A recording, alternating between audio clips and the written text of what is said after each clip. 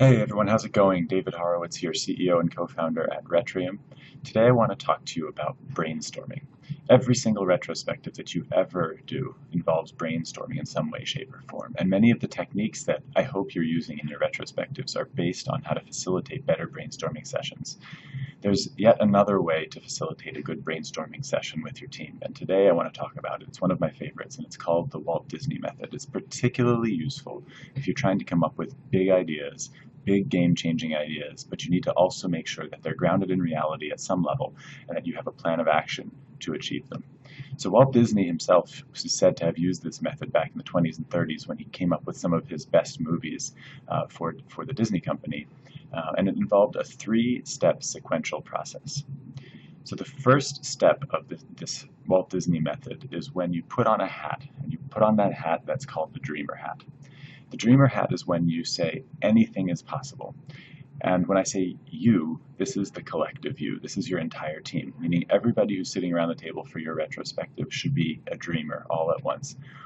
If there were no restraints, no constraints on our system, on the way we work, on our technical abilities, on anything that we do at all, what would be the craziest, most amazing ideas in the world that we could achieve? Those are the types of questions you want to ask yourself when you have the dreamer hat on. You want to write them down so that when you move to the next phase of this brainstorming process, you'll have a list of all of the things that you've dreamt about. Keep in mind, during the dreamer phase, anything is possible and criticism of any idea is not allowed. Once you're done as a group with the dreamer phase, you want to take off your dreamer hat and put on another hat, and this one is the realist hat. When you're the realist, you want to start asking yourself other questions. Given the list of things that we came up with as dreamers, which ones are actually possible? How specifically would we get them done? What type of resources would we need to be able to accomplish them? When would we be able to achieve them?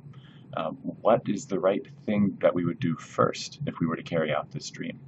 Keep in mind, even at this phase, there's still no criticism of ideas that's allowed at all. Once you've gone through the process of being a realist for some of your best ideas, you want to take off your realist hat and put on the last hat, which is your constructive critic hat. Keep in mind I said constructive critic. This is not being a critic for the sake of criticism alone. This is being a critic to add value to the ideas that you already came up with. So the questions you want to ask yourself when you have the constructive critic hat on. Are you sure this idea would work? Who else in our company might object to this idea and why? If this was going to fail, how would it fail and when would it fail? What are some downsides of that idea? Is it even possible to achieve that idea? What if problems occurred? Who would take fault for those problems and what would we do about them? These are constructive questions you'd ask yourself when you have the critic hat on.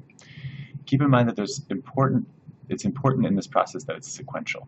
It's not that you have one person who's a dreamer and at the same time someone's being the constructive critic. It's that everybody in the room is a dreamer to come up with these crazy pie-in-the-sky ideas. Everyone on your team then is a realist, and finally everyone on your team is the constructive critic. If you follow that process, it will limit the scope of what your brain has to think about.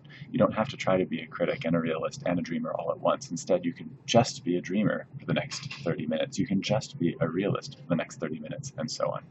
This will help you and your team come up with innovative, creative new ideas following something known as the Walt Disney method.